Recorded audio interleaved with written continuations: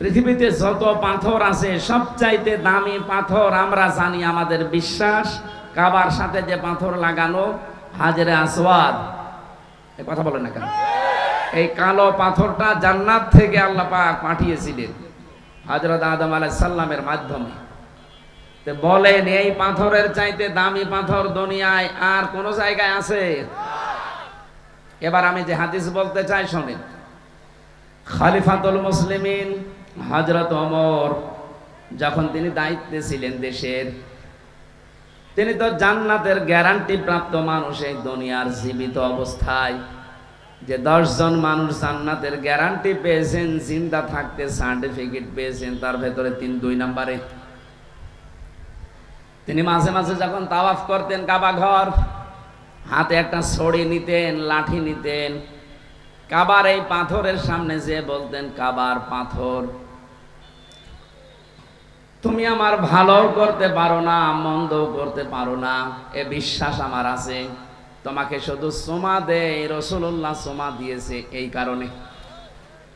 যদি নবীজি তোমাকে চুমা না দিত, তুমি জান্নাত থেকে না সেখান থেকে এসে থাকো, তোমারে আমি এই কাবা ঘরের সাথে থাকতে দিতাম না, এই লাঠি দিয়ে পিটিয়ে টুকরা টুকরা করে ফেলে দিতাম। কি বুঝলেন এই হাদিস থেকে? কাবার পাথরের চাইতে দামি পাথর দুনিয়ায় নেই। সেইটা হাতে নিয়ে উনি বলতেন যে তুমি আমার ভালো করতে পারো না, মন্দ করতে পারো না। হ্যাঁ, তোমার আমি সম্মান দেখাই, চুমা দেই, শুধু নবীজি দিয়েছে এই কারণে, তাছাড়া আমি দিতাম না। কাবার পাথরকে যদি উনি ওই কথা বলতে পারেন, তাও হাজরে আসওয়াদ বলা হয়। যেটা এখানে একটা মাসলা জানা দরকার, স্যার যারা আছে, অনেকে বলে কাবার পাথরে হাজরে আসওয়াদে চুমা দিলে গোনা টেনে নেয়। এটা মিথ্যা কথা, এটা মানুষের বানানো। এরকম নির্ভরযোগ্য কোনো অথেন্টিক হাদিস নেই। কে বলেছে আপনার গোনাও টেনে নেবে? গোনা মাফ করার, গোনা টেনে নেওয়ার যে বিষয়গুলো কোরআন হাদিসে আছে, ওইটার দিকে আপনাকে যাওয়া লাগবে। মানুষের অপরাধ মাফ হবে তখন যখন ওই অপরাধের শাস্তি হয় দুনিয়া অথবা আখিরাতে ওর হবে। এইটাই ন্যায় বিচার। দ্বিতীয় নম্বরে, পৃথিবীর ময়দানে কোনো গোনা যদি আপনি করেন, অপরাধ করেন, ওটা মাপ পাওয়ার কয়েকটা পদ্ধতি আছে। একটা হচ্ছে হক্কুল্লাহ আর একটা হক্কুল ইবাদ। কেউ যদি আল্লাহর কাছে কোনো অপরাধ করে থাকেন, তার কোনো বিধান না মানেন, তাহলে আপনাকে তার কাছে ক্ষমা চাওয়া লাগবে যে আমি নামাজ পড়ি নাই, জেনে হোক না জেনে, আমার হজ করা ফরজ ছিল, আমি করি নাই। আল্লাহ যদি তুমি আমাকে মাফ করে দাও তাহলে ভালো হয়। আল্লাহ যদি ইচ্ছা করে আপনাকে মাফ করে দিতে পারে, না হলে শাস্তিও দিতে পারে। ইউআযযিবু মান ইয়াশা ওয়া ইয়াগফিরু লিমান ইয়াশা। কিন্তু কোনো মানুষ যদি হক্কুল ইবাদ নষ্ট করে, বান্দার কোনো হক নষ্ট করে, আর সে যদি কাবার গিলাফ ধরে, পাথর ধরে চুমা খায় আর কান্নাকাটি করে আমারে মাফ করে দেন, কিয়ামত পর্যন্ত কাঁদলেও আপনার মাফ নেই। কারণ আপনি তো আল্লাহর কাছে অপরাধ করেননি, আপনি অপরাধ করেছেন হামজার কাছে। কথা বলেন না কেন? এদেশের অনেক মানুষ এই বুঝটা বোঝে না, চলে যাচ্ছে 7.5 লাখ টাকা খরচ করে হজে, কাবার গিলাফ ধরে হাউমাউ করে কাঁদছে, অথচ ওদের টিকিট কেটে এসেছে মেয়ের জমি ফাঁকি দেওয়া টাকা। বেশি বলে ফেললাম না? আমার সাথে ছিল একজন, 16 সালে আমার সাথে একজন এরকম ছিল। বলছে, হুজুর আমি এই কাজ করে এসেছি, আমার না আপনার হজ হয়নি। ছেলেদের ভালো ভালো জমি জায়গাগুলো, দোকানপাটগুলো সব ফরিদপুরে বাড়ি, সবগুলো লিখে দিয়েছে। আর মেয়ে কয়টা ছিল? 4টা, ছেলে 2টা। মেয়েদেরকে ডাক দিয়ে দাওয়াত খাওয়িয়েছে আর বলছে, মা তোর জন্য আমি কাবা শরীফ ধরে দোয়া করে দিই। ওর হজ কবুল হওয়া দূরের কথা, জিদ্দার বিমানবন্দরও আসবে না। এই জন্য যারা হক্কুল ইবাদ নষ্ট করেন, তাদের ক্ষমা পাওয়ার পদ্ধতি হচ্ছে, আপনি হক যার নষ্ট করেছেন তার কাছে আগে স্বীকার করেন যে আমার ভুল হয়ে গেছে, আমি এই কাজ করে ফেলেছি, এখন তুমি কি বলো আমাকে জানাও। ও যদি বলে ঠিক আছে মাফ করে দিলাম, অমুক জিনিস আমারে দেন, তাহলে ওই জিনিস দিয়ে আপনাকে মাফ চাওয়া লাগবে। ও যদি বলে না আমার জমি ফেরত দিয়ে বলেন যে তোমার জন্য আমি দোয়া করছি, তাহলে জমি ফেরত দেওয়া লাগবে। ও যদি বলে না আমার টাকা ফেরত দেন, আপনার ছেলেকে যা দিয়েছেন তার অর্ধেক আমাকে দেওয়া লাগবে, এরপরে আপনার মাফ। তাছাড়া আপনি কাবা কেন আরো ধরে কাঁদলো, আপনার মাফ হবে।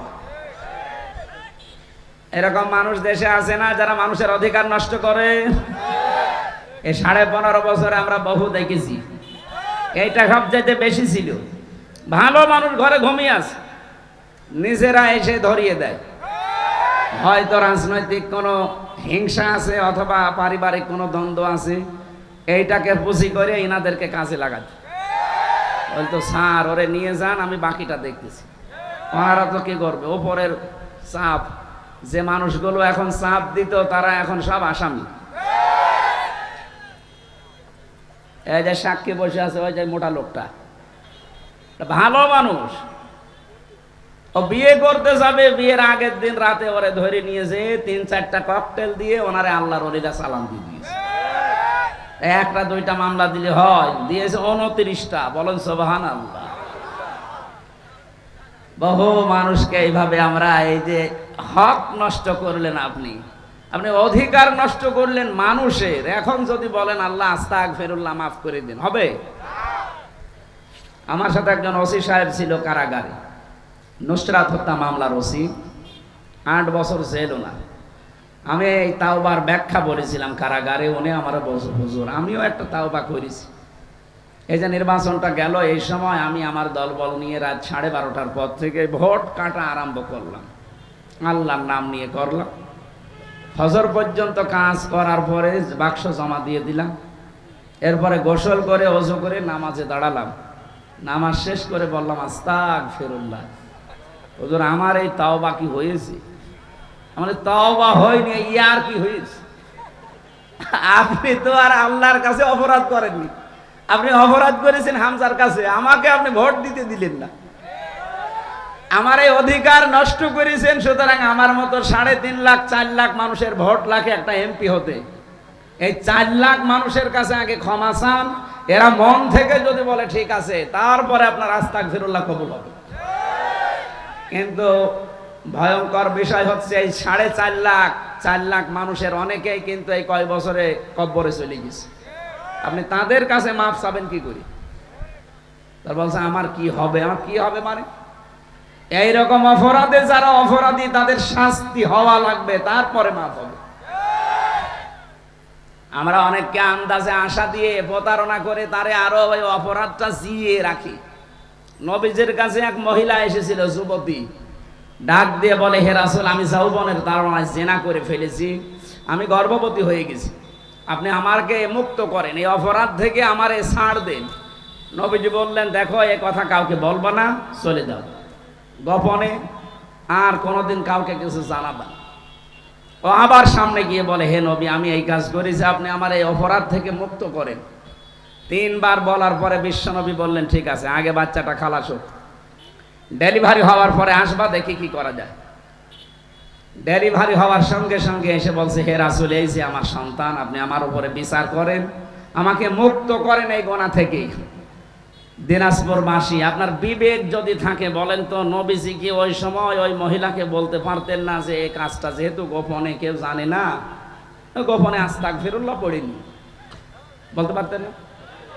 বলেছিলেন না, ওনাকে বললেন যে তুমি যখন গোনা থেকে মুক্ত হতে চাও, পরিত্রাণ পেতে চাও, কারণ যে গোনার শাস্তি দুনিয়ায় হবে না, ওইটা কিয়ামতে আল্লাহ বিচার করলে ডবল করে বিচার করবে।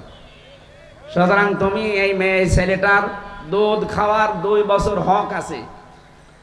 এই 2 বছর পরে এই বাচ্চাটা যখন শক্ত খাবার খাওয়া শিখবে, নিয়ে আসবা।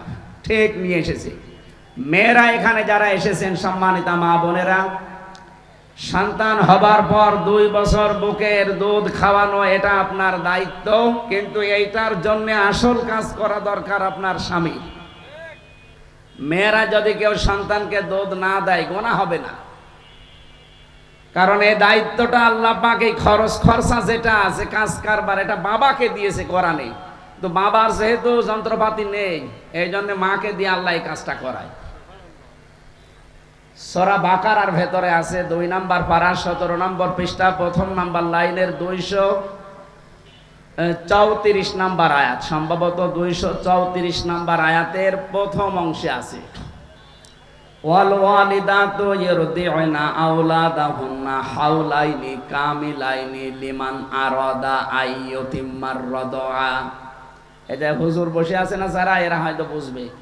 আরবি গ্রামার অনুযায়ী এখানে মুজাক্কার পুরুষ শব্দ আল্লাহ দিয়েছেন, আই ইয়তিম্মা লিমান আরাদা আই ইয়তিম্মার রাদা। এই যে দুগ্ধ পান করানোর যে খরচা আছে, কষ্ট, যে দায়িত্ব, এইটা আমি আল্লাহ পৃথিবীর বাবাদেরকে দিলাম। এই দায়িত্ব বাবারা পালন করবে কি দিয়ে? বাবাদের মেশিন পত্র আছে? নেই। সুতরাং আল্লাহ যেহেতু আমাদের দেয়নি, এই কাজটা আমাদের স্ত্রীরা করে দিচ্ছে। ওরা যদি বলে এখন থেকে এক একটা সন্তান দুধ পান করাতে 2 লাখ করে টাকা দেওয়া লাগবে, আপনাকে তাই দেওয়া লাগবে। এটা আমার মনে হয় মাইকে না বলা ভালো ছিল, কারণ ওরা তো ঝামেলা করবে। সম্মানিত মা বোনেরা, এক এক ফোঁটা দুধের জন্য একটা মরা মানুষ চিন্তা করে দিলে যে সওয়াব পাওয়া যায়, এক একজন সন্তান যখন আপনার 1 ফোঁটা দুধ পান করে, ওই রকম সওয়াব আপনার আমল নামায় লেখা হয়। এটা আমাদেরকে আল্লাহ দেয়নি। হ্যাঁ, আমরা টাকা পয়সা খরচ করতে পারি, আমার বিষয় এটা না। আমি বোঝাতে চাচ্ছিলাম 2 বছর পরে এই মেয়েটা যখন এসেছে, নবীজি এই ছেলেটাকে এক সাহাবীর হস্তান্তর করলেন, যে এটা লালন পালন করে বড় করো। মেয়েটাকে বললেন পাথর নিক্ষেপ করো। চারিদিক থেকে যখন পাথর নিক্ষেপ হচ্ছিল, হযরতে খালিদ ইবনে ওয়ালিদ তিনি বলেন, আমি এত জোরে নিক্ষেপ করলাম একটা পাথর, ফিনকি দিয়ে রক্ত আমার শরীরে লেগেছে। আমি একটা ভৎসনা দিলাম, গালি দিলাম যে এরকম নাপাক মহিলার রক্ত আমার শরীরে। নবীজির কানে কথাটা গেল। বিশ্ব নবী ডাক দিয়ে বললেন, খালিদ থামো, তুমি তো জানো না তুমি নবী না, আমি নবী। তুমি যা দেখো না আমি তা দেখতে পাই।